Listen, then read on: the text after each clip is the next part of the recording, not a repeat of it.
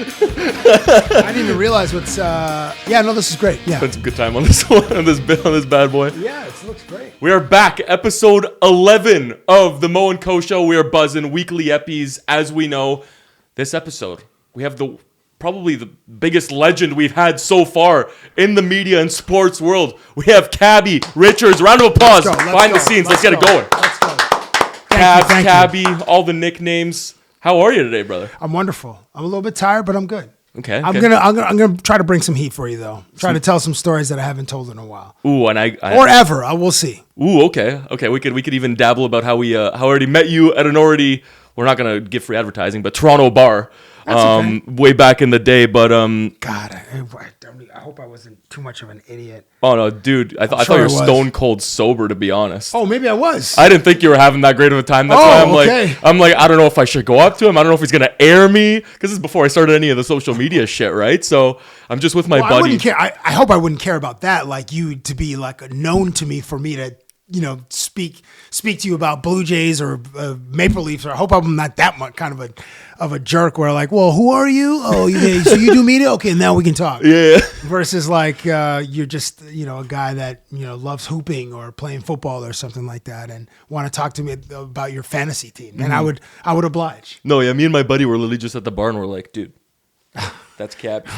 That's Cabbie. And then he's like, my buddy's like 5'8" Italian guy, shy, and he's like, do we say? I'm like, I don't give a fuck. I give a Cab, what's up, dude? And then you were nice enough to give us a picture. I couldn't find the fucking picture. Oh, that's all right. Spent a couple hours today trying to look for it on my new old phone and shit. I think my eyes were closed, so I through teleportation or whatever, and that's not the right word. I deleted it off your phone. Fucking right. Okay. You saved yourself for the future.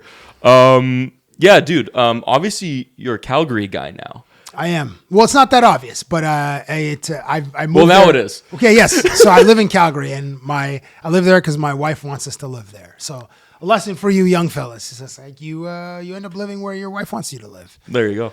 So keep that in mind when you're out there in the world gallivanting and meeting fine young ladies. Oh yeah, or whomever.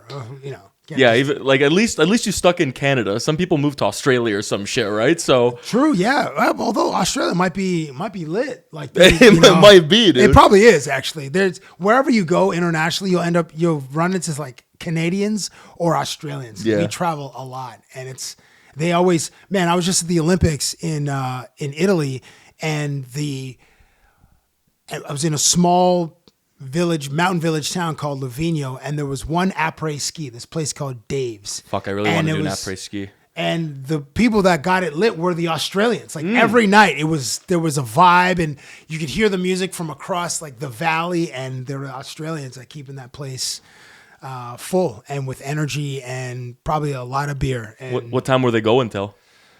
I don't know, man, because I was there. You cut off early. Yeah, dude, I think the latest I stayed was I watched either Big Air or I watched men's snowboarding, and I probably stayed till like 11:30, and then early night. Yeah, well, they're all kind of early. I was unfortunately it wasn't the like I didn't cover the Vancouver Olympics. Or was in like Whistler. I'm sure at that time in 2010. Oh, it must have been a fucking time. Oh my gosh. Everybody got pregnant, I'm sure. I'm positive. There are definitely, they said there are COVID babies. There are absolutely some Olympics babies. Yeah, it's some BS from that over from there. 2010 for sure that were born in, October or November of 2010. Those fucking villages, man. Those are fucking breeding machines. Now you're in Calgary, but obviously now you're in town. You obviously were, I'm assuming, born and raised in Toronto, or? Yeah. Okay, born and raised in Toronto. Now you're back in the city. We're gonna plug in your off the roster pod with Lindsay and Dan. That's right. Yes, thank you. Watch it daily, 10 a.m. Thank you. Every day of the week. Watch Cabbie and his crew just absolutely delivering everything sports, Toronto sports, everything, you name it. You've obviously had quite an extensive journey in the media and the sports world. We're talking sports, and we're talking TSN, we're talking Hockey Night in Canada. Thanks. Now we're talking the pod. Thanks. Obviously, you've met a lot of fucking people, too, which we're going to get into soon. Sure. Some names that I really want to know about. Carey Price, number 31. But talk to me about the journey, because obviously, we've had guys on the show. We've had the likes of Tom Stewart, Hockey Illuminati. Yeah. We've had a lot of names come through. Corwin, formerly from Bar Down, now with Bauer. Love Corwin. We've had some beauties, and now you're the latest on the beauty ranking, right? Thank you. But where do I rank? Well, we got to find out how good this epi is. Okay, fair enough. Right now, you're 1. You're hot out the gate. No, I'm at the bottom. I got to work my way up. fair. Got to come in unranked, like a tennis, some undiscovered tennis talent, and just got to work my way up through the events. Like Lane Hudson, 3rd round pick, working his way up to the redrafted number 1. Wait, didn't he win a Calder? He did. Okay, so he's not. But he got drafted in the 3rd round. Oh, okay, gotcha. Now he worked his way up to a redraft 1st overall pick. Oh yeah, probably yeah. And they're about to. Who's the kid's going to win a Calder this year for your squad? Well, I don't think it's. I think it's gonna be Schaefer, not Schaefer, Demidov. you're right. Yeah, of course. But Demi is cooking. Yeah, Demi is cooking. At the beginning of the season, he had Big a lot of heat. Tom Stewart's great. He's so funny. I love how he does all those different characters. The transition from hockey to golf is incredible. Well, there's some symmetry. Not symmetry. There's symmetry's not. I know the word you're trying to look. Alignment. Synergy, I don't know. alignment? Yeah, like there's Like, the same audience. You know what I mean? We're Yeah. fucking illiterate this episode. Sorry, everyone. No. Symmetry, alignment. I feel like we're get the idea. boring from the Keith Pelly playbook of press conferences, where it's just like super buzzwordy. We're gonna get marketing there. Stuff. And Corwin, love Corwin. I mean, when Dave Crick started Bar Down, when we were there, I think he started it in 2014. I was getting in trouble a lot, and and Dave's like, we need our version of like BuzzFeed. We need and no, this is BuzzFeed's like a dated reference. Mm-hmm. But we just need DK was like, so he's my producer on Cabbie on the Street and Cabbie Presents at the Score and TSN. And that's where you started. I started at the Score. Yeah. Okay. And Dave and I started very, very close around the same time. And we're like, we want to recreate some of the magic that we had at the Score with Tim McAuliffe, Sid Sixero, Adnan Verk, Elliot Friedman was there, James Sobalski was there, Steve Coulias. I don't know who you guys would know. Well, Jackie Redmond started there. Yep. Renee Paquette started there. Basketball Jones guys who are in the United States. Okay. Anyway. Okay. So the journey. It was. I was an intern I was going to TMU, but I was an intern at the Score, and my job was to write scripts for the host. So when they're on narrating, so you're behind the scenes at this I was behind the scenes. Yeah. So Okay.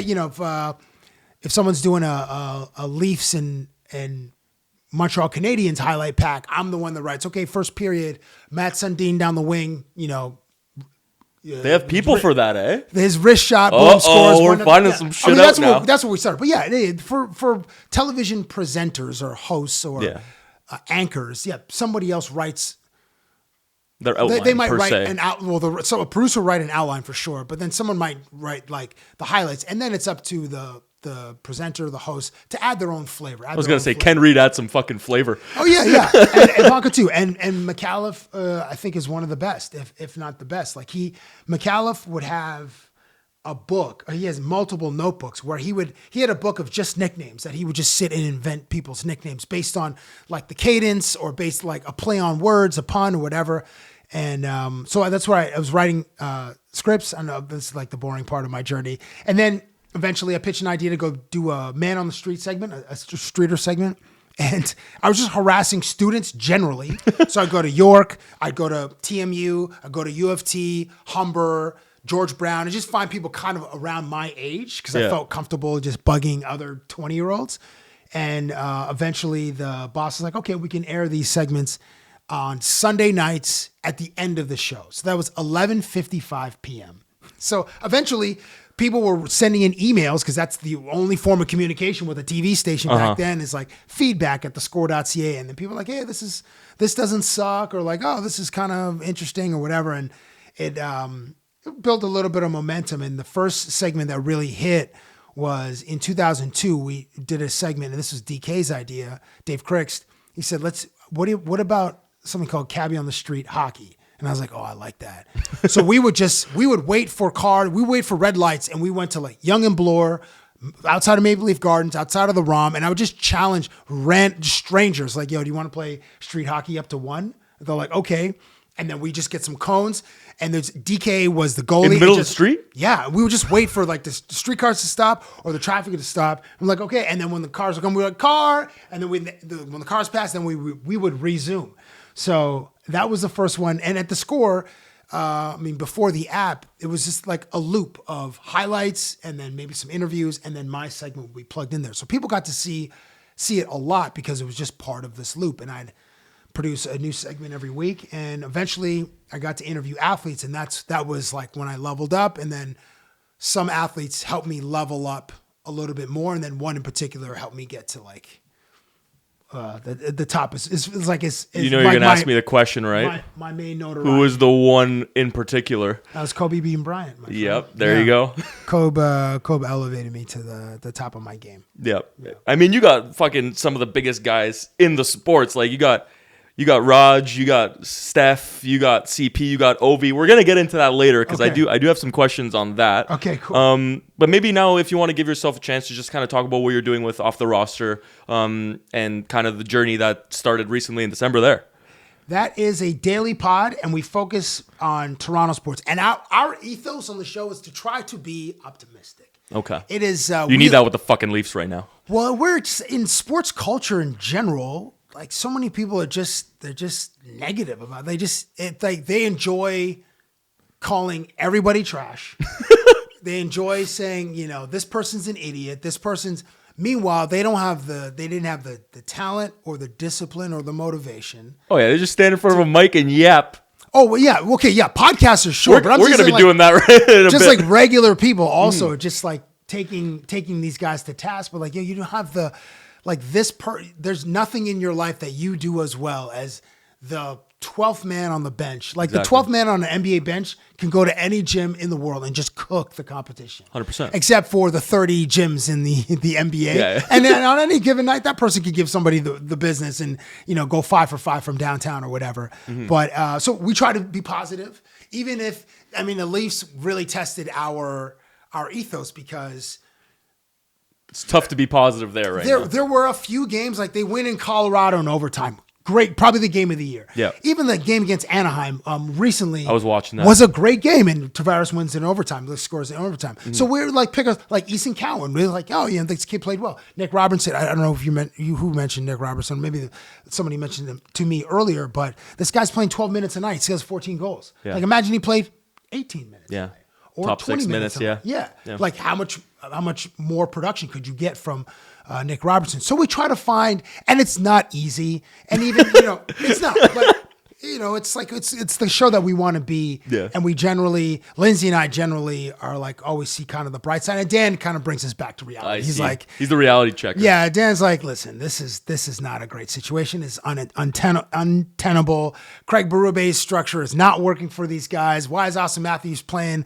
He's a Hart Trophy winner. He shouldn't be playing, and he's a great two-way player, but don't lean so much into his two-way skill. We need this guy to score goals. Like Dan will just keep it real with us. So that's Off the Roster.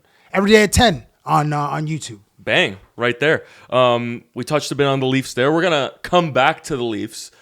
But because, as we see by the jersey behind you, there's a Montreal Canadiens jersey right there. I offered him a Calgary Flames one. No, and, I'm good with Montreal. And you know who the back of that jersey is on my Calgary Flames jersey?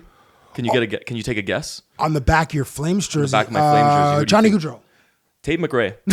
Oh, so that's new. Well, she's from Calgary. Exactly. I did a custom piece there. How long ago? After the controversy of her doing the Olympics? That was probably 2 years ago. Oh, okay. A year and a half, 2 years ago. I went to her concert. I'm like, fuck it. I'm going to send this off to get McRae on the back. She was dating Kid Leroy at the time? She was. And now she's rumored with Jackie Hughes. Yeah. So, Mr. USA over there.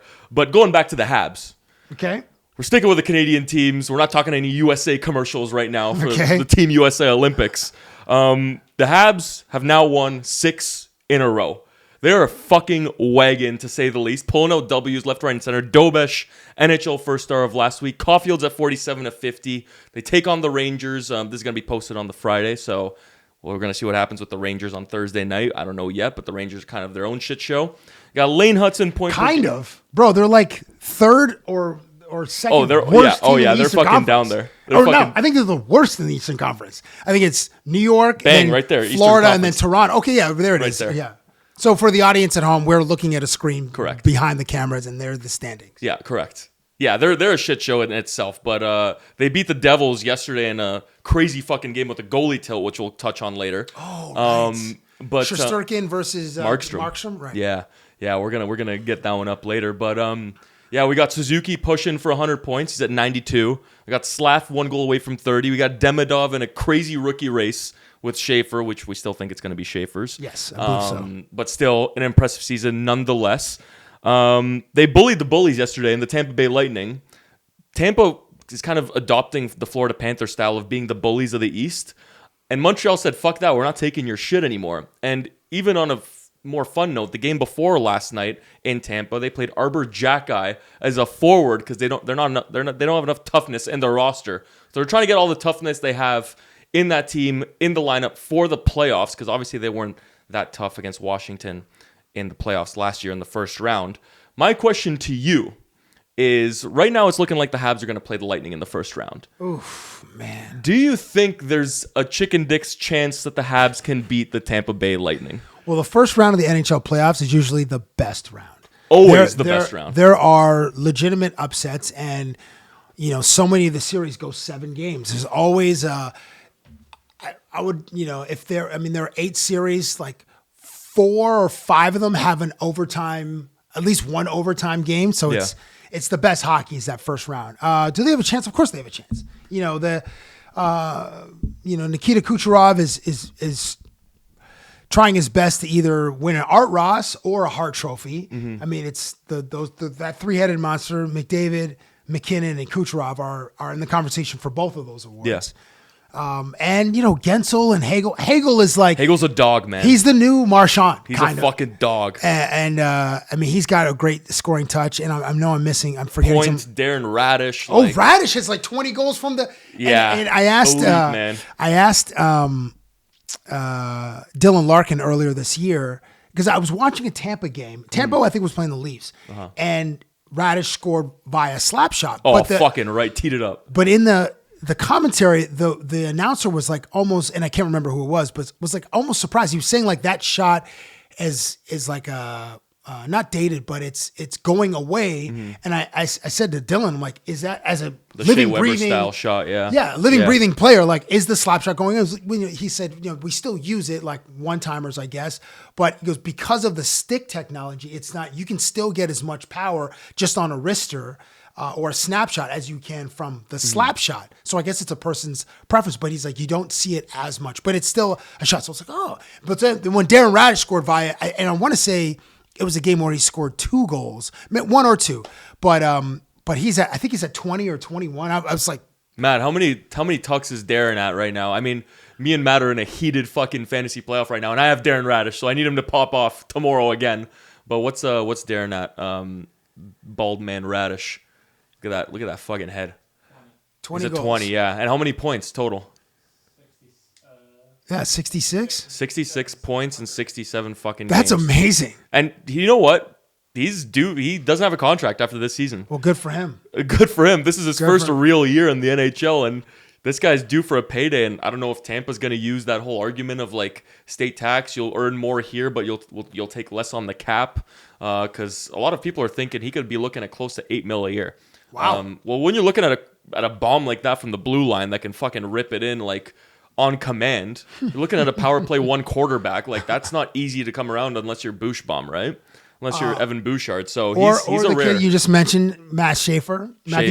His skills and his skating are elite. Yeah. And he's of that Lane Hudson, Cale Makar type of defense. I mean, maybe different style though. You know what I mean? Like with Lane, yeah, but you're right. But with Cale, I mean, just their skills are so high, and Schaefer is just.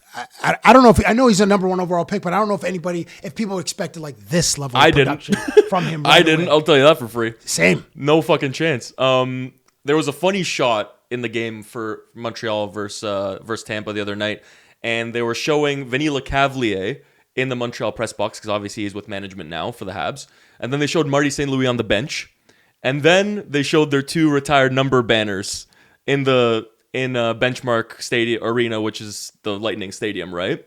Do you think there's any possibility that could be like a revenge kind of like you have 2 of the studs, the only 2 retired numbers for the Lightning are with the Habs? Do you think there could be some like voodoo kind of crazy shit going on? And especially because the Habs lost in 2021 in the final to Tampa to the Bay. Lightning, where Suzuki and Caulfield took part in. Well, they were so much younger. Yeah, Now they they were really young. Yeah, but they lived it. That's they lived the it, thing. and also the goaltender. I mean, Carey Price was was the best player on Montreal. Yeah. Yeah, there should be some revenge. I mean, for those two guys, for sure. And then Extra Martin incentive, yeah. St. Louis. I don't know what his relationship is with Tampa. I'm assuming everything's fine, but I know he's competitive as hell, and he's been able to push Cole Caulfield to newer heights as he's just become one of the most elite scorers in hockey. So I'd say like the series goes at least 6 or 7 games. Okay. I don't see it being a 5-gamer or a sweep by any means. So yeah, I'm looking at 6 or 7. Yeah. I mean, you guys Dobish, and who's your other Jacob Fowler. Oh no, who had a great he just popped up because who's the other goaltender? Montembeault was struggling. Montembeault right now, yeah. Montembeault. Yeah.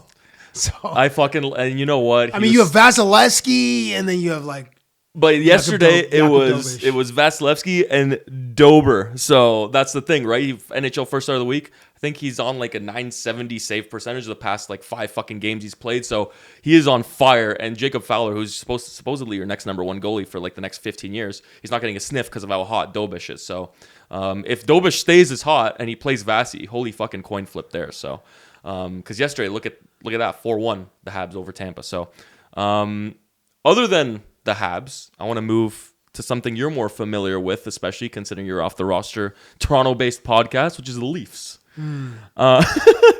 So we had a bit of a mix-up in head office. We had Tree Living fired an hour and a half before the game against the Ducks. That's some interesting fucking timing there, to say the least. Tree Living sold Mitch for pretty much nothing. He got rid of McMahon, who's lighting it up in Seattle. He got rid of key pieces in LA and Colorado with Roy or Roy, I don't know what they call him. Nick Roy, yeah. And Scotty Lawton. Yeah. We're hearing new candidates. Could be Pronger, could be Armstrong from St. Louis. There's rumblings out there. What did you make of the decision to get rid of Tree? And do you have any kind of inclination or feeling as to who do you want to come in next? I wish we knew why. We know the why, but we know the how, but like the why then, the timing. So I don't know if Tree Living was like, hey, I've been hearing rumors that you guys are already looking for a new GM. Just cut me loose now. Yeah, I think it's that. Or if he wanted to stay to the end of his year and then just have a clean exit then, or was it someone above Keith Pelly is like, hey, we just like let's just move on right away because Nashville's doing a league-wide search for Nashville's got and Jeff Merrick said this the other day on our show. Nashville's got a league-wide search for a GM. There's new ownership, so that's not like from the hockey world. So they're casting a wide net, and Jeff believes that there's a 1 or 2 candidates that are also being courted by Nashville that Toronto likes as well. So they're like, yeah, let's make sure that we're talking to this person before, or maybe we want to get the first offer into Nashville. We want to respond to whatever offer they give. And also like Keith Pelly has not unveiled whether there will be a president of hockey operations and a general manager, or if someone like Doug Armstrong wants both titles, the president and the GM, which I suppose is cleaner, but is it an effective strategy to have just one person in dual roles? And I know that people have been successful, but it's, what is the structure that you want to have internally with the club? So I wish I knew like why Tree Living was fired 8 games before the end of the season, in the same way that I wish I knew why Bruce Cassidy was fired 8 games before the end of the season with the Vegas Golden Knights. Yeah. But I read this article from Gary Lawless, and he was like, it made it seem like Bruce just lost the room, and the Vegas. Well, with playoffs coming up too, like and they were kind of floundering, and the management was like, "Hey, we're not in for the rebuild or the retool. Or I guess we refine along the way, but Vegas is all in every year, 100%." So that one was a few days before the Tree Living one. Just like, Bro, what? There's Yeah. 8 games left. I know. There was a precedent where Robbie Ftorek was the coach of before you were born. He was the coach of the New Jersey Devils in 2000, and then Lou Lamoriello was the GM. He fired him 8 games before the end of the season, replaced him with Larry Robinson, and that team went on to win the Stanley Cup in 2000. I mean, the roster was already loaded, but and then he fired Larry Robinson like 2 years later. So will John Tortorella have the same? Yeah, slap Mitch in the ass, tell him to get going, win a fucking Conn Smythe.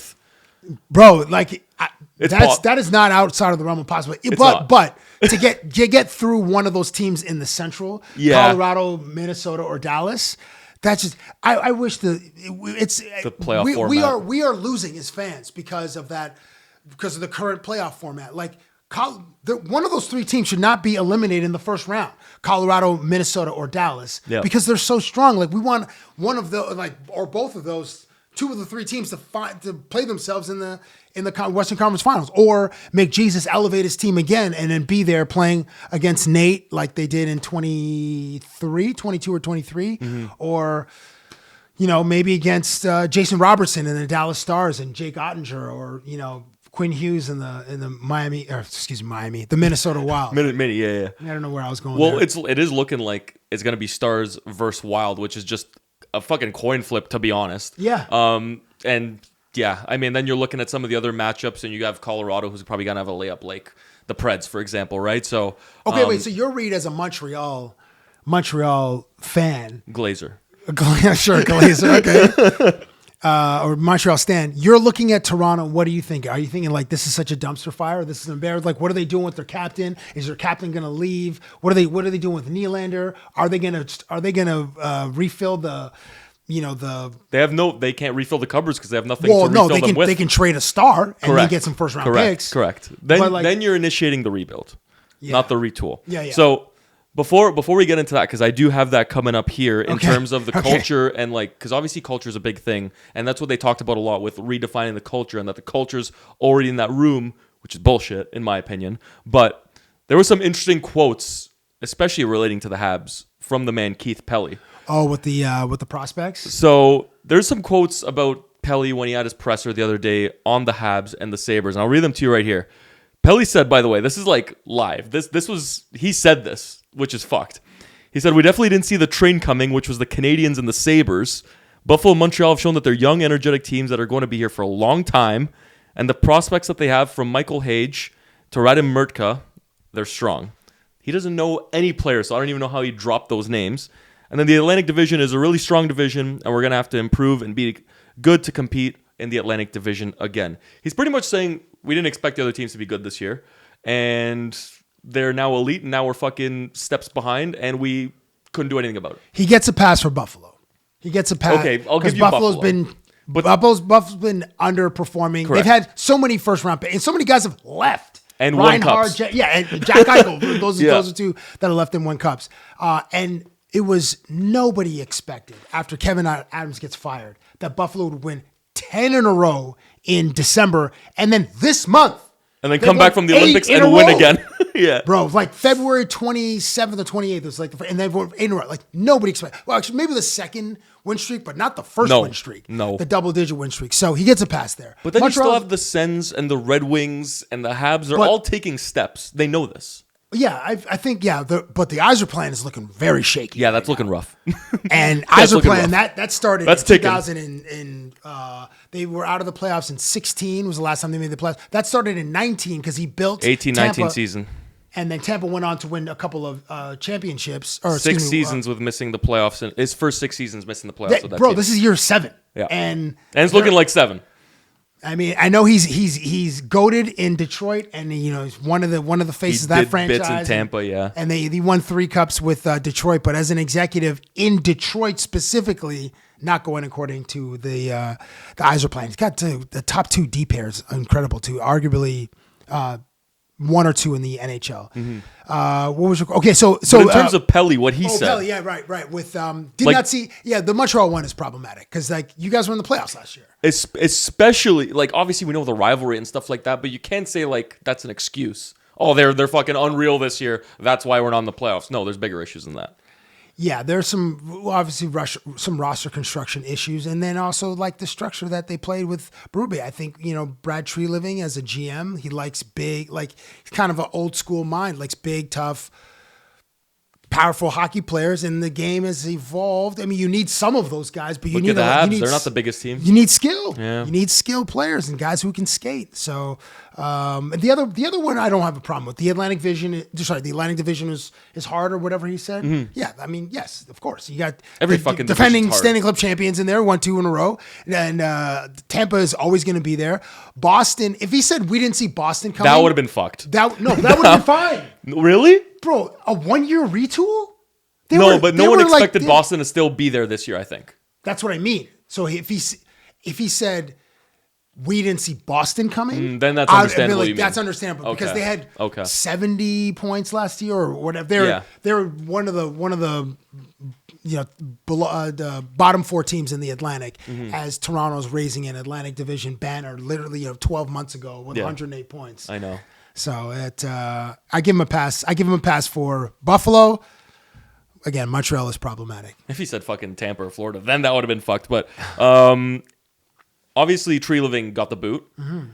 Is Berube next? And if Berube is next, is Cassidy coming in?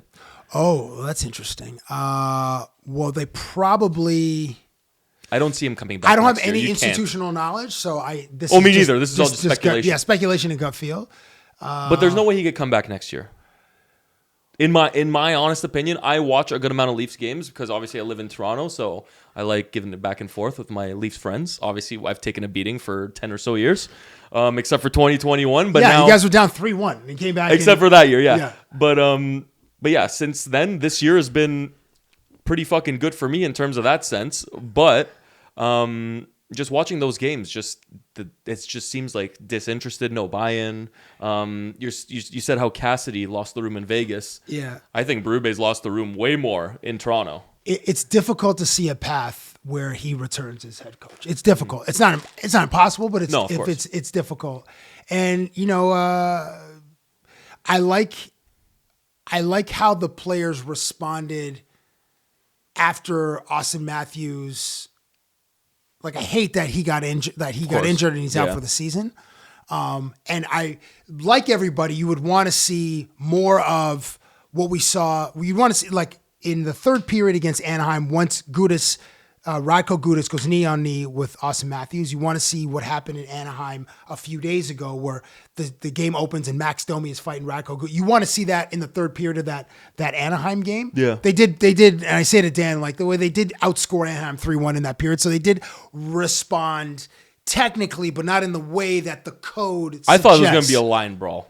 Other than code. Other than Gudas just dropping the gloves, being like, "Yeah, throw away," because he didn't throw. He didn't throw, and I think there's some unwritten like code that I don't like that if I'm Anaheim.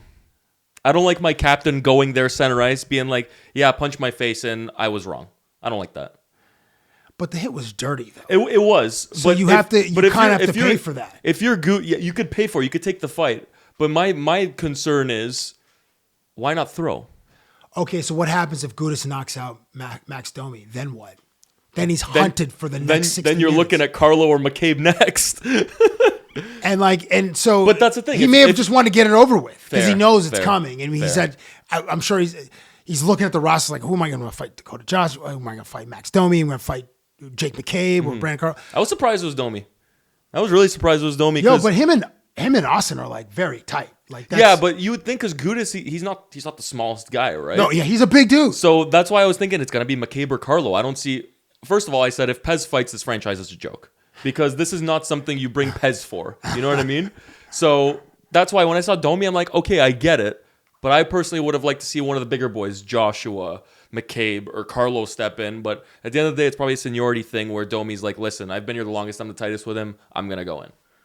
I don't even know if that's much. Yeah, maybe he says that out loud, or maybe it's just understood that, like, like Max will handle this. Or I wish I knew. I wish I had. We don't some know. kind of. I'll call up Berube right now. Like an equipment guy just feeding me this intel so I could give it to you, but it's purely speculation. So yeah, Berube, I don't think it's hard to see him returning. And then as far as the next, I think they got to do a GM first. And because that just makes you can't sense hire someone without knowing who your top dog is, right? So also like the GM wants to bring in their guy because if the GM inherits a coach that didn't want, then there's going to be a tension and like will there be unity right away? And you want like the team to have some order, like way that like Mark Shapiro has had 10. What, he came in 15 or 16? Yeah, it's been a fucking while. So 10 years of basically stability. I would imagine. And then with the Raptors beforehand, Masai Ujiri was the general manager and then president from 13 and he left in 25. So like a 10-year, and obviously you have to win in order to stay in place. And the Raptors obviously did that. And the Blue Jays are knocking on the door of immortality. So I imagine the Leafs want to replicate that kind of stability with the front office. Mm-hmm. And that's why Dallas sees that the Leafs fire their GM and they immediately re-sign their GM, Jim Neal, to a contract extension. So like, you're not taking our fucking guy.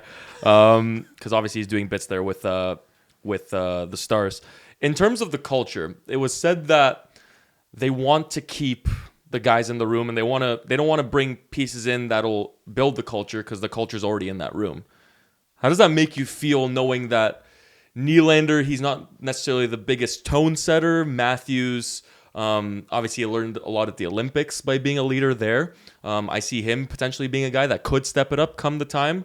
But when you're looking at guys like Nylander, like Riley, like that's a big statement for a team that doesn't really have a lot of like, I don't know, culture already instated in there from the looks of it. I disagree with that. I think like the former captain is still on the squad, and John Tavares is a highly respected vet, and Morgan Riley is also a very highly respected vet too. I mean, this year was a bit of a down year for Mo production wise, but still as a leader on that, he's been there since he was drafted in 11. Yeah. So he's been there for 14, 15 years.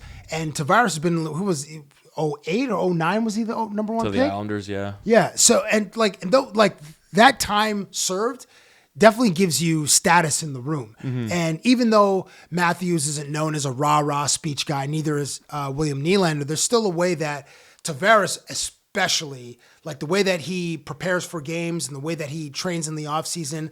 Bro has as like a hyperbaric chamber in his house, and one of those red light theory. I suppose he has it figured chamber out, in his house too. Like the culture, Connor McDavid isn't known as a rah-rah speech guy, but he's the leader of that team, and the team operates a certain way. I don't know that Nate McKinnon is a rah-rah speech guy, but you know that he leads by example. He leads by everybody follows his the way that he behaves and the way he comports himself. Like I would push back to say that there's no culture on the Toronto Maple Leafs. It may not be as apparent, but I know that those vets in there command respect. And then with the right leader, I mean, we weren't saying there's no culture last year when they won 108, when they earned 108 points. And they took I know they're missing the Mitchie, which is obviously like the biggest piece. You're not getting a 100-point playmaker out there serving up one-timers for Austin Matthews on the PP or whatever, or for Nylander. So that's obviously a big part. And Mitchie, I will say this, Mitchie was a guy who, and I don't think he'll mind me saying this, but Mitchie was the guy who had the parties, who had the dinners, who had the Super Bowl watching in Mitchie's house. In the summertime, we're having he would have like theme parties at his place was like the HQ for the squad after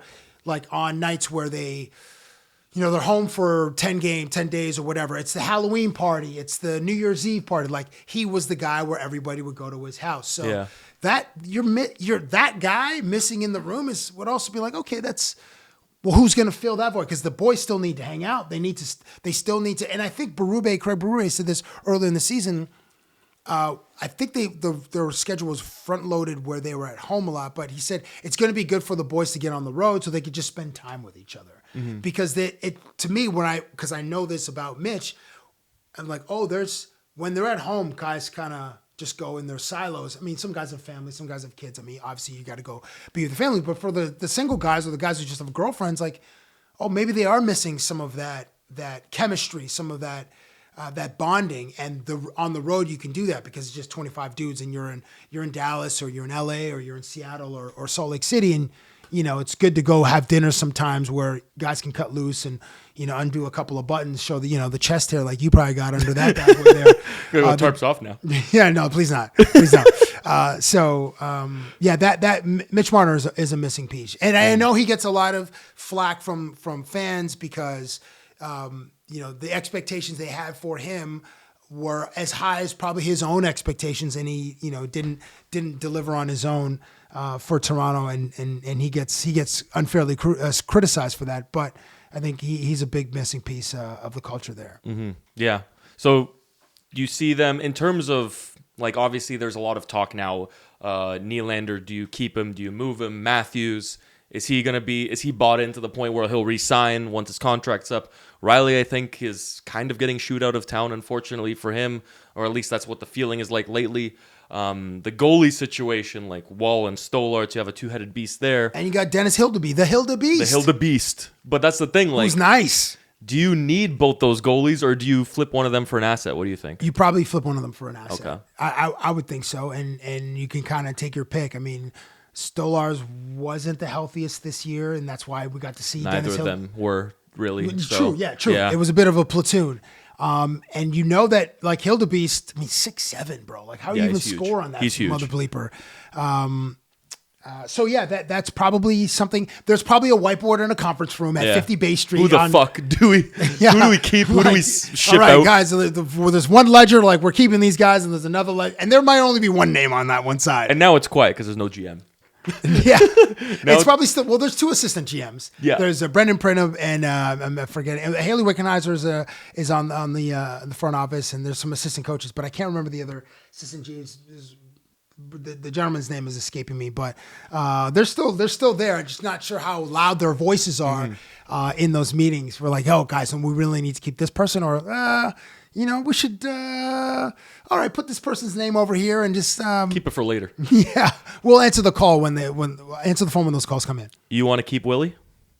Yeah. Okay. This guy's a 40 goal scorer, bro. This guy's like, okay. And we're seeing he's got some playmaking. Not got some. We know he's an elite playmaker. Yeah, absolutely, bro. And it's more of the culture question that I'm trying to get out absolutely, there. We got Toronto has to keep Willie Nylander. Okay. I want to keep everybody. Yeah, and just add some pieces. But you gotta get rid of course. To get, which is where that new GM, whoever it may be, and new coach potentially have to work some fucking magic.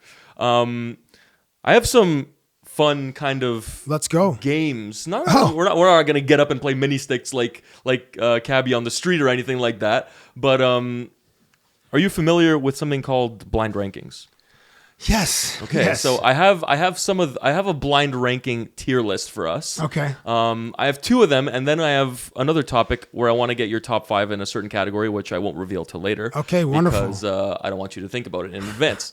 For the first blind ranking, and by the way, this is 1 being the best, 5 being the worst, and we have to agree.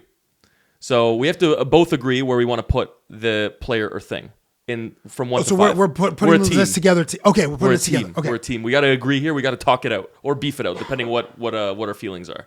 So the first blind ranking, and obviously with blind rankings, you don't know who's next, or I don't even know what the category is. Well, not yet. Okay, I'll tell you the category. Okay. So the first blind ranking.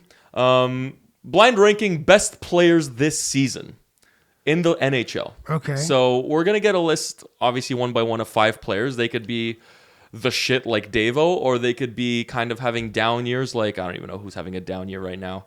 Someone that's having a down year. I don't want to put anyone down, right? So we have producer Matt over here who's going to give us names one by one. And we're going to... Jordan Kyrou is having a down year. Jordan Kyrou is having a down year. That is a good one. And Montreal almost got him in the summer, and I'm kind of happy they didn't. So Matt, maybe let's hear it with your first name. All right. First up, we got Sidney Crosby. Oh, he's having a great fucking year. He got hurt at the Olympics, but he's having what's a the good category? Year. Best of this list. Best player. Well, he has 5 random names here for us. Yeah, but the list of these random 5 names will be revealed to us over time. Correct. Sid is having a great fucking year with the Pens being in a playoff spot, which no one thought at the start of the year. Right.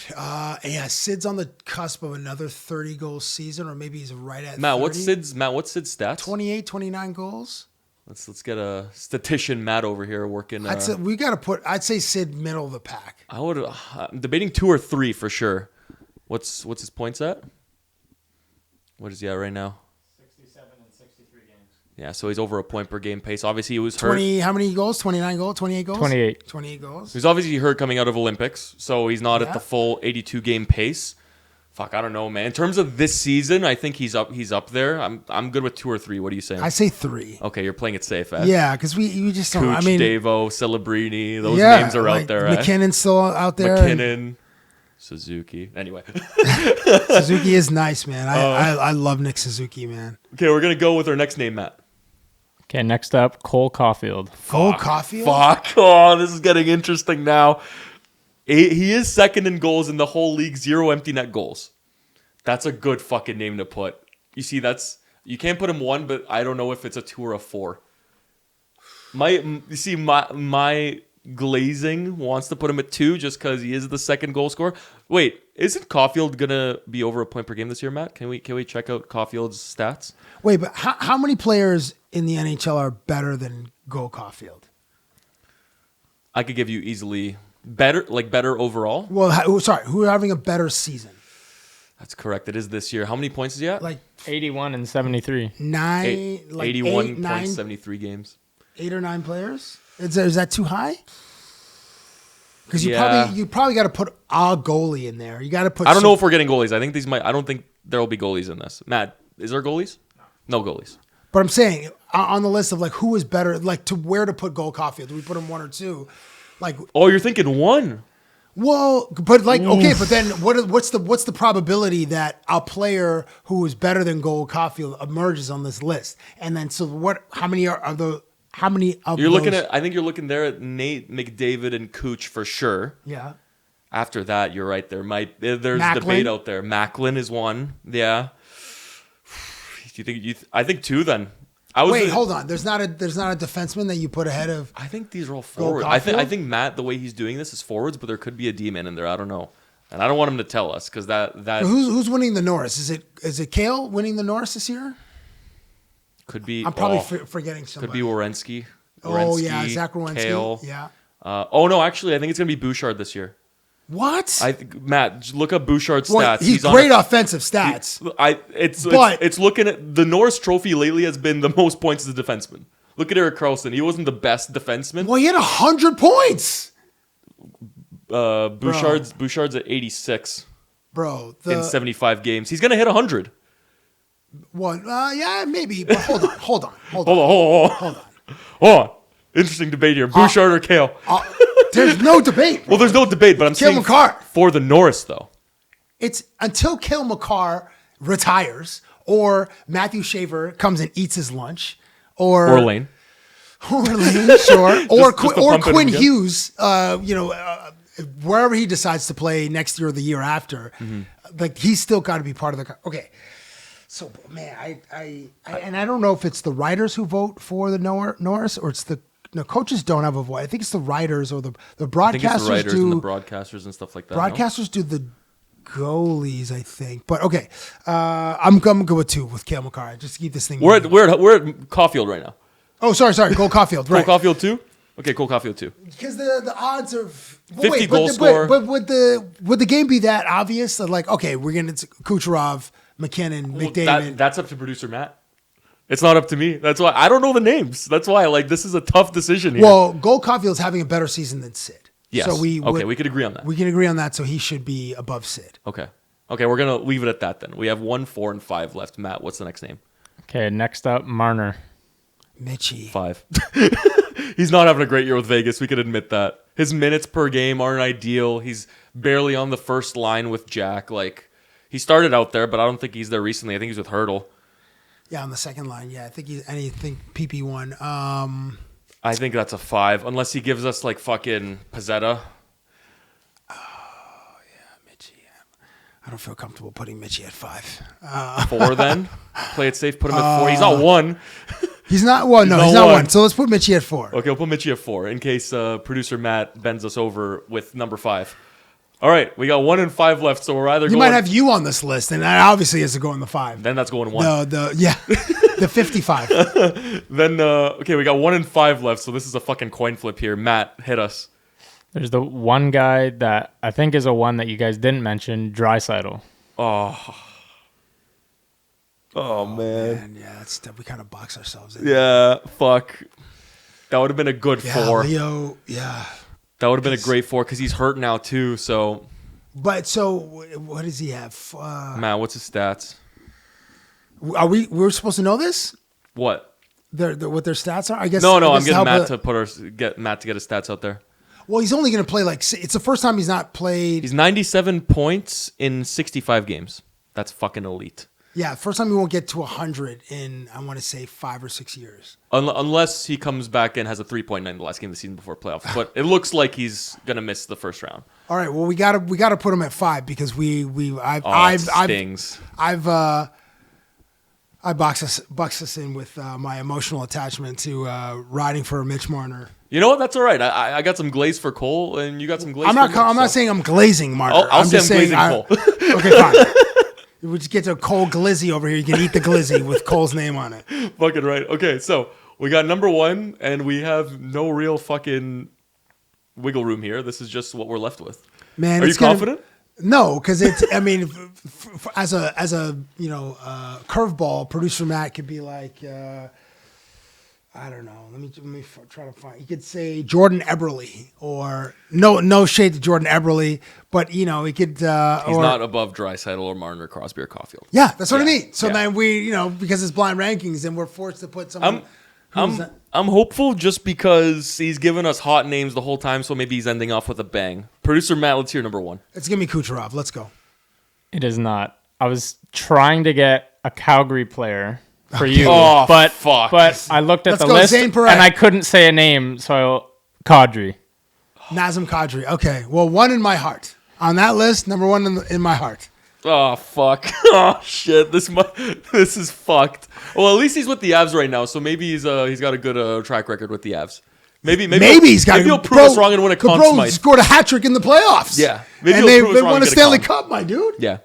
You know what, Kadri? We're rooting for you in the playoffs. Get a Conn Smythe, and we'll fucking bring this list back. So, show that we're geniuses. He's got the second most Stanley Cups on that list. Yeah. What would your list be? Looking at it now, I think it's safe to say Draisaitl 1, Caulfield 2, Crosby 3, Marner 4, Kadri 5. Or do you think Caulfield could potentially be I don't think Caulfield could be above Draisaitl. I don't see that being the case. But I do like how we have Caulfield, then Sid, then Marner. Yeah, I like our list right now. Fuck. You know what? You win some, you lose some. Okay.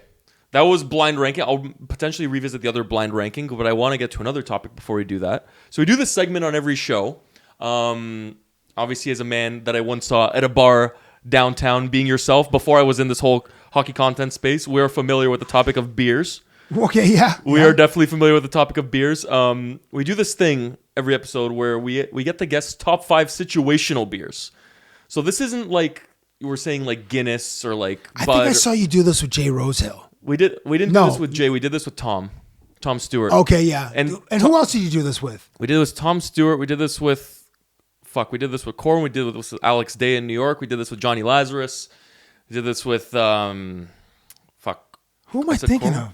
I don't. Who else did I do this with? I don't remember. We did it with Hockey Illuminati, but that one I didn't post yet. Okay, all right. Okay, so situational beers. Okay. Situational beers. And you know what? The best answer I've gotten so far on the show, so let's see if you top this one. Oof. Tom Stewart said that the 4th beer is the best beer. Because the night can go either way? And then once you hit the 4th beer, you know you're drinking. That was his thing.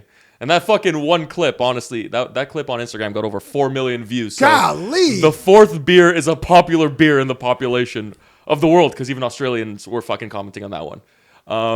So I don't know if you already had like let's say an inclination so far on your top 5 situational beers, but I do want to hear your 1 to 5.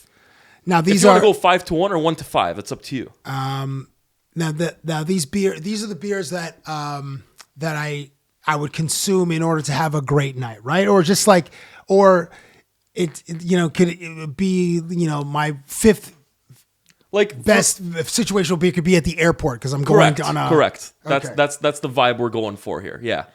Airport beer, I have a lot of people that say like the beach beer is a big one, like the festival beer. Obviously, Tom Stewart went rogue with the 4th beer.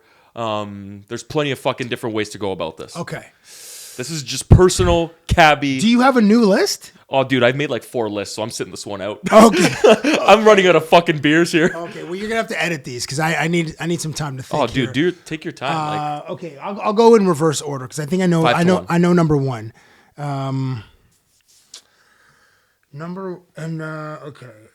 You go top to bottom. Up to you. No. I want to go. You want to build your way up, eh? Okay. Number 5 situational beer is What's the heart the saying? one that you're at a football tailgate. You're in the United States as a Canadian, and somebody recognizes that your group is a group of Canadians, and then they just toss you the beer, and you catch it, boom, and you The crack Chuck beer. Okay, I Yeah, like that. yeah. I like that. Catching one from a random stranger at a football game. Catch at a and football release. I like that. Catch and release. Fucking yes. right. Okay, down the hatch for number 5. Okay, I haven't thought of that one. That's a good one. That one came out the bag. Number 4. What's better than that? Number 4 is, again, you're on the road. Number 4 is the first beer you drink at Mardi Gras. You're on Bourbon Street in You've New been, Orleans. I'm assuming, then. I've Okay. been. And it's like, since in America everything is bigger, it's basically a pitcher. You get a pitcher of beer. They have these things called hurricanes, which fuck. are deadly. Holy fuck. Bro, it's like the American Piss pour. magnets. I think the ratio was like 5-1 alcohol to like a little bit of, I don't know, Sprite as a chaser or Perfect. or just cranberry juice or something. But it's that first oversized beer in New Orleans, and you have some beads on, and you can't wait to give these beads away so that you could see some assets. Fuck, that's a Mo&Co Show debut, the Mardi Gras beer. I like that one. The Mardi Gras beer I is like number that 4. one. 3. Number 3 is the beer that you're at a you're at a house party, and they're playing beer pong, and you throw the ping pong into the beer that the cutest girl in the room is drinking. Ooh. And you're like, oh yeah. So you have that connection. You're like, oh, I just got you. You go in for the hug. Oh, I'm sorry. You go in for the hug or whatever. But like, you have that connection. So it's the beer that she drinks. Is that how you ended up moving to Calgary? Maybe. That's my number 3. So it's the beer pong beer that she drinks. Nice. Okay. Ooh, I got to try that one. And the number 2 beer is, and this is because I'm a dad now, the number 2 beer is, it's football Sunday. Your wife's out at Costco with the kids. Nice. It's the witching hour. Put the fucking feet up. It's between 3:30 and 4:15. And the house is quiet, and it's probably the second or third beer, but the beer. That's an early morning beer too, because you're more on the west now. Don't judge. It's that one that beer you drink in solitude, watching football, and specifically the witching hour, because a lot of your parlays are hanging in the balance. Oh fuck yeah! And Oh fuck yeah! You need Jamar Chase to score in the third quarter, or or Chase Brown or whoever. I'm trying to think of some other guys. Ramondre Stevenson, you need him to score rushing TD. So anyway, yeah, that's my number 2 beer. It's watching football Sunday by yourself. That is a home. big one. That is a big one. Yeah, And I'll get there eventually. I'll get there soon enough. The witching hour, kids are out of the house beer. Don't have kids. And finally, the number 1 beer. Big beer. The number 1 Huge beer. Is the one that your good friend who won the Stanley Cup pours it in the cup for you, and then he hands you a privilege that you did not earn, but just on the strength of the friendship. It's the cup. It's the beer that you get to drink out of the Stanley Cup. That's the number 1 beer. Fucking right. Of all time. May you share who that person was, or we can't disclose? that? No. That the first time I had one was. There's multiple. Yeah, I got very lucky. Ah, fuck. Was Chris Osgood was the reason I got to drink beer out of the Stanley Cup. So it's a selfish one because they know. Well, actually, there's so many Canadians that have won Stanley Cups, and everybody gets the cup for a day. So I'm sure in whatever towns at the front, like literally thousands, maybe 600,000 people have drank out of the Stanley Cup, something.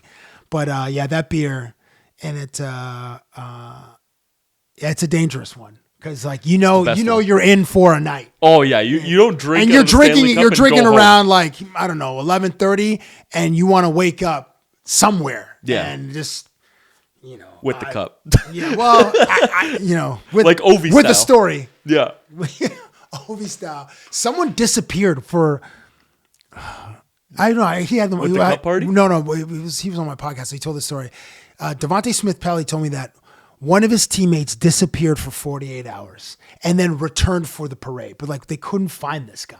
When the Caps won. When the Caps won in 18, when Yeah. they beat the Golden Knights, like disappeared for 36 hours. Like texting, like, where are you, bro? Like we're at this, and I was like, "Do you ever see the bill that night?" He goes, "No, I did not see the bill. I don't know who paid for it. I think it was maybe the son, Ted Leonce's son." But And I don't want to see it ever. oh, never. No, you see that? You just maybe take a photo and just pass it to whose credit card's gonna handle Another that ace of weight. spades right here, bud. Another ace. Fucking right. That's honestly that might be the new number one in terms of the Mo&Co Show. I bet Tom's list was better. But when we're talking about a hockey pod, the number one spot being drinking out of the cup, that's got to be the unanimous number one. One that I actually, because I'm buddies with like the Luongo family, right? Oh, cool. And whenever I go down to Florida, I chat with them and stuff like that. And the cousin or the nephew, of Roberto Lou, won one with the organization, with the right? Panthers. 'Cause Yes, correct. He's in the front office. Correct. So Lou's nephew messaged me. He's a couple years younger than me. I'm 26, and he was like, he's like, dude, are you in Montreal right now? Because he thought I lived in Montreal because I'm a Habs fan. I'm like, no, I'm in Toronto right now. Why? He's like, oh, I was gonna tell you we're at this rink. Come drink out of the cup. Oh, cool. I'm like, fuck, you couldn't. If you told me the day earlier, immediate flight booked. We're that'd have shipping been my awesome. ass to Montreal, but I was almost there. I'll get there eventually. You will. Okay, that's Cabbie's top 5 beers, elite beers. Salute. As I have coffee and he has tea, but I'm assuming there will be some beers consumed over Is the it next coming tea in weeks, there? hours. We don't know yet. Bailey's and coffee. We have just a couple more things, and then we'll wrap up with the Mr. Cabbie himself. Obviously, you've met a lot of people in the sports world, the celebrity world, the film world. We'll start with hockey, and then I have some general names I also want to ask you about as well. Obviously, being a Montreal guy, this is maybe earlier on in your career. Obviously, the majority of the studs and the stars in the league have come across your path in one way or another, but I want to talk about Carey Price because obviously we have the Habs jersey over there. And is it? Oh, that is. Well, is it Carey's? No, it's not Carey's. Because he did wear the C for a bit. No. I don't. No. No, Luongo wore the C. Lou. Sorry. Yeah, Lou. No. No, that's a Mo Talks Habs jersey. So I just put a C on it because fuck it was free. Yeah, we're not C material yet, but that's Susie right now. But anyway, Carey Price, obviously, one of the biggest studs in Montreal in the past couple of decades, in the 2000s for sure. The biggest stud. Debate if his number will get retired. Obviously, if they won the cup in 21, it was going to be a no-brainer. But he won a Hart Trophy, dude. He won everything except the big one, right? Yeah. So just talk to me about interacting, being with Carey. Like, what is he like, obviously, away from the rink? Because obviously you weren't laced up playing with him or anything like that. What's Carey like as a guy? Very chill. We had, I remember having a lengthy conversation with him. Jealous. In, this is probably like 10 years ago. We were out after a dinner, and he has like a ranch in Montana or Wyoming. Okay. And then we were just talking about like ranch life. I'm like, you want? He goes, yeah. Well, he's man. a cowboy. Yeah, but like in the off season, he just wants to go and just like unplug and just be free from the responsibilities, or not the grind of, an 82 game schedule. And I found that so fascinating. I know he's from BC. I actually saw him once in an airport. He had a, actually, this is not that great of a story, but. No, let's still hear it. No, it's not that great. But yeah, Carey's super chill, man. I mean, the yin and the yang of PK Subban and Carey was like perfect. I mean, they came into the league around the same time, and they became very good friends. And your team is so the low 555. Yeah, that's so. It's so bush league that like they caught heat for just having fun, a handshake. Yeah, and it was so benign. Just like be like, oh, you got to respect the game. All that, play the right way, garbage coded language. I'm like, bleep those mother bleepers. Let Carey and PK live. Carey. We had it was interesting being when the NHL All-Star game was in Montreal. It was interesting being out with Cabbie because like the NHL descended on the team or on the city, and there's like Ovi and there's obviously Sid and a bunch of elite hockey players, and being out one night with Cabbie was an interesting experience because he's just super chill, but he's also like so famous there, and his access, probably the most famous there, yeah, at the time for sure. Yeah, probably. Oh man, but I gotta give this is an older name, but Sheldon Surrey, bro. Correct. Bro,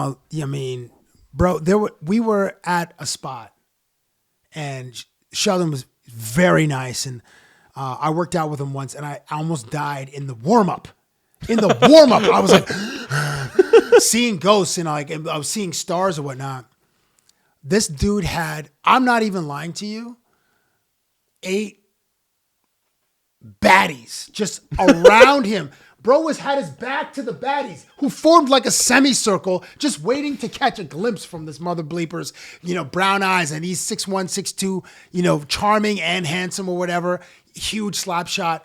And I'm just like, yo, bro, like, what are you going to do about this? Because there are plans being made for you that you are unaware of with these girls right here, dude. Like, what are you going to do about it? He just kind of chuckled. Cabbie didn't have that kind of like accoutrement available like that the night that I was out with him. But again, super chill guy, and it was interesting talking like about stuff away from hockey. Mm-hmm. That's the most sanitized story I can tell you. I like that. That I feel comfortable sharing. I like that. Wholesome, yeah. Other names, obviously, Marshy is one. Brad Marchand? Brad Marchand, yeah. What's he like? Because obviously we call him the Rat on the ice, and obviously he's like one of those greasy players that kind of get shit done on the ice, but off the ice he just seems like the fucking best guy ever. I've never been out with him, so I don't know. I don't have an answer for your question. I can only speak to our interactions and interviews. Oh, okay. And he's very playful, and he doesn't take himself seriously, and he gets it. I mean, he gets my style, which is awesome for me. I've probably interviewed him 5 times. Jesus. And the last time I interviewed him, he was with Boston still. It was him and Pasta, and I had created these. I was pitching them on doing like a Saturday morning cartoon. Mm-hmm. And I whipped up these. No, a friend of mine whipped up these AI characters, and I wrote this like 1-page story. And I wanted them to like narrate, but we just ran out of time.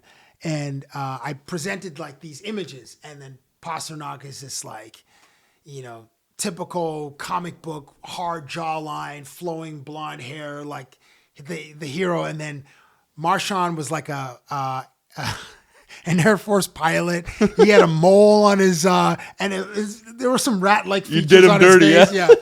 And he's like, "Why do I look like this?" I'm like, "Listen, no. Like, you guys are.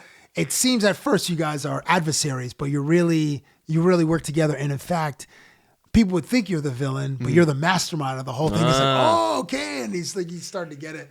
But very, very. There was another bit that I did where. It's meant to this game called like Who Said It, like guessing whose quotes belong to whom, like the different Brads. So Bradley Cooper, Brad Pitt, and Brad Marchand. Oh, that's genius. So he had to, and he guessed them all right, but I should have made them harder or maybe less obvious because I printed faces of defensemen, and I said if you get one wrong, you have to kiss the defenseman's face. So I had Johnny Boychuk, I had Morgan Riley, and like all the guys in the Atlantic division who he played against. And he got all of them right, so he didn't have to do the punishment of, and I wore this like helmet. He was sweating. He said, okay. He goes, "You want me to kiss them anyway?" I'm like, "No, man, no." I mean, but he was willing to do it for the bit. Gem. But yeah, he is, I wish I wish I would have gone out with just a dinner, or I don't play golf, but just a night out where you can sit, eat sushi, and just tell stories, or just be at somebody's cabin or whatever, and just hear like some of the best stories are not even from the stars. I was once out we were talking about the Golden Knights earlier. Mm-hmm. I was gonna say like I have names here like Caulfield, Pasta, Larkin, Kane, Getzlov, but like if just go free ball. Like one of your like good stories, whatever actually, you got. You know what? Sorry. I'm so sorry. I remember sitting with this former player, and he's telling these stories. But the stories were awesome. I'm sorry, I really effed this up because I can't really share any of those stories because we were sharing them while we're drinking, and you know, I asked him. I said, talent only. I said, who was a better player, Mario Lemieux or Wayne Gretzky? He says, Wayne. Oh, I said Mario Lemieux, and I was like, really? He goes, Mario Lemieux's talent was generational. Obviously, I mean, so was his production. But he said the guy was 6'4" and soft as hands. Obviously, could skate with like the wind. And he goes, his talent was Gretzky. I mean, they both had to work hard, but he goes, Mario is just like head and shoulders above. Okay, so that was a terrible story. So who else was on the list? Gold Caulfield? I don't know. Like whoever you want to pick your brain about. Like we got Caulfield, Pasta, Larkin, Kane. I mean, way to toot this guy's horn. Larkin, Kane, Getz, Naz. Which Kane? Patrick Kane or Evander Kane? I have Patrick. Kane, okay. Naz, Davo, Marshy, Marner, Ovi, like. Oh my gosh! Well, you gotta. Or you know what? I have other names if those make you. No, that's a great. Because I have A-Rod, like Rogers. I have Curry. I have Drake. I have Shea Gilgeous. I have Pat Mahomes, and I have Kevin Hart too. Like. I don't know if you have like a story or just something you want to share on any of those guys, potentially how they are like away from the scenes, or a funny story you have there, and we could close it off there too. Just I don't know, just to kind of pick your brain a bit, because obviously you've talked and obviously shot the shit with a lot of these guys that obviously the fans would really like to hear, like kind of like the behind the scenes away from their sport or profession, you know. There was a summer where I was in Kelowna and I shot a segment at Ryan Getzlav's house in Kelowna, and there are a bunch of hockey players that have houses there. He just started dating his then girlfriend, and we brought these girls over. We're like, RG, is it okay if we bring these girls over to your... He's like, yeah, man. And then it's like, his wife's name is Paige, and she just kind of like pulled one of these, like looking like, who are we bringing on the boat? And she was very cool. And she actually made all of us lunch. And she was, I know I overstepped my boundaries there, because I was like, we're going to shoot this thing. It's be quick. But then like, oh, we got these three random girls who are cute or whatever. And we brought it to, so that, I didn't make that mistake again. I'll say that. But, and he was. I'm not bringing anyone. No, yeah. He was he's a good dude, man. He's, I love that dude. Mike Richards was the only player who allowed me to eat cereal out of the Stanley Cup. Shit. Ate Captain Crunch out of the Stanley Cup. I was going to say, what 12. cereal? Nice. And then when we went to his house in 14, we ate Lucky Charms for breakfast out of the Stanley Cup. And it was, again, I did not earn that privilege. He gave me that privilege by proxy of him being a great dude. He earned that privilege to give you that privilege. Correct. Bang. Right. Transformative properties. Yeah. Patrick Kane, one of my nephew's friends, I got clipped in a collection of sound bites in like a TikTok, and Montreal All-Star Weekend. My style is very aggressive. So I was when I talk to players, I use my hands a lot, and I like to like put my hands on them, because I would say like, I just want to feel your answers. Yeah. And Patrick Kane was like, hey, why are you touching? You like touching guys? Like, I remember that. What's your deal with touching guys? I don't want to bring that up. Yeah. So, and I haven't That's seen him. That's an all-timer, though. I haven't seen him in over a decade. So, I don't know if he's recently seen that, like if that clip's been forwarded to him. Yeah, it's resurfaced as a part of one that's like the supercut of just very awkward interviews. But that one I remember, because I was talking about yoga and like the downward dog or whatever. And then I was like, touching this dude. He's like, why are you like touching guys? Anyway, so yeah, I did enjoy interview. I've interviewed him a bunch in the late 2000s, because 2008 is when they emerged as a playoff Cup team, and dynasty, then 2010 they win 13 and 15, but 2008 to 2010 is where I interviewed him a bunch. That's Patrick Kane. Who else on the list? Who else do you have? Well, I don't want to keep you much longer. I know you probably have places to be. So if there's anyone here that kind of stands out for you, we had Caulfield, Pasta, Larkin, Kane, Getz, Nazem, McDavo, Marner, Ovi, Aaron Rodgers, Steph Curry, Drake, Shea Gilgeous, Pat Mahomes, and Kevin Hart. That's a crazy list. I mean, good for you, eh? Fucking rights. Yeah. Thanks. Doing something right. For sure. What could I share? That would be... Man, I'm sorry that my stories don't have like. That'd be better than the stories I have. All I have is drinking a beer with Dreisaitl and. Very cool. There's a list stop there. I'm new to this. No, that's cool. He's big fucking dude, wide dude, huge.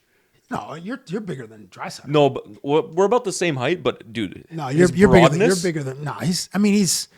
I don't know, 6'1", 6'2". I think he's 6'2", yeah. But he's kind of lean. Like you have like some size on this dude. I mean, listen, he can probably beat you up, but 100%. I'm not the most aggressive guy. I just stand behind a microphone. What is this? God, I don't know. This one's okay. I got to interview Steph Curry during the NBA Finals, and I brought two things. I interviewed him around the same time. I think 16 and 17, or maybe 16 and 18. Mm-hmm. One, I asked him. He was referencing a Drake song called "Summer 16," and Drake says, "Golden State running practice at my house." So I asked him, like, what is the truth behind that lyric? He goes, well, there's some truth to it. We hooped at Drake's place in California, and it was me and my cousin against Drake and one of his friends. So he goes, there wasn't a practice, but there was a game. And I was like, okay. So it was cool to like get a little bit of backstory on that particular song. And then so at the NBA Finals, I snuck in. My producer, Dave Cricks, had found like an infinity gauntlet. Oh shit! And he bought from someone, I don't know, $300 or $500, and we brought it to Oakland. Yeah. And at the end, and they were playing the Cavs, and I think at the time he'd won two championships. Yeah. On the way to winning the third one, third of four, and it's awesome when people. Like Dave and I always consider it like a bit of a win when they bring the silly props that we bring into these interviews into their actual real lives. So then after that interview, he's got the infinity. So he was doing a Facebook series, and he's on the private jet, and his daughter is playing with the infinity gauntlet. Shit. Oh man, he kept it, and like it made it. It made it into his actual private life. So that was nice. Cool. Not that great of a story. I wish I had some better ones, but I've been very fortunate to have some very cool interactions with famous and successful people, and also just lucky that they blessed me with their time and say, hey, I'll play around with this guy. So. Just like you blessed me with your time today, dude. Like, there's orders of magnitude, and this is like down here by the soil, whereas those other guys are up here in the pantheon of grace. For Mo&Co Show, it's fucking way up here, right? So thank you, bro. I mean, today I am Mo, and today you are Co. Yes. Hence the name Mo&Co Show. I'll take it. Before we wrap up, brother. Whoa, English. We're fucking. I understood what you're saying. Before we wrap up, yeah. Is there anything you want to mention just before we kind of sign off here? I know we already plugged your show. No.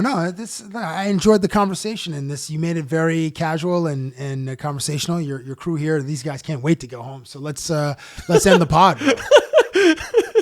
Hey boys, some beers with Cabbie. Let's try his number one beer.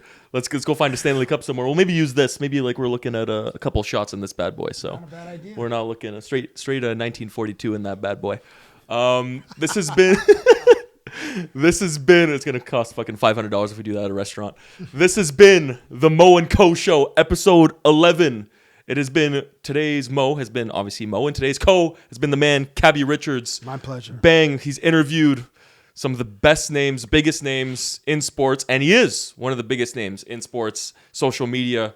Especially when you interview Carey Price, you'll always be on my Mount Rushmore for social media. So obviously check him out on his podcast, which is daily 10 a.m. on YouTube. Off the roster is what it's called. There you go. Boom. Plugging it right back in there. And hopefully, for his sake, keeping the positivity up with the Leafs. Hopefully, they make some trying our best big moves. And hopefully, next time he's on the show, we can get a Leafs jersey behind him when things are looking a bit more brighter. Thank you, everyone, for watching. We're back next week. Surprised who's going to be on next week, because even I don't know yet, but we're going to figure it out one way or another. It's been Mo&Co Show, episode 11. We'll see y'all next week. Thank you from Mo and Cabbie, the man himself. Peace.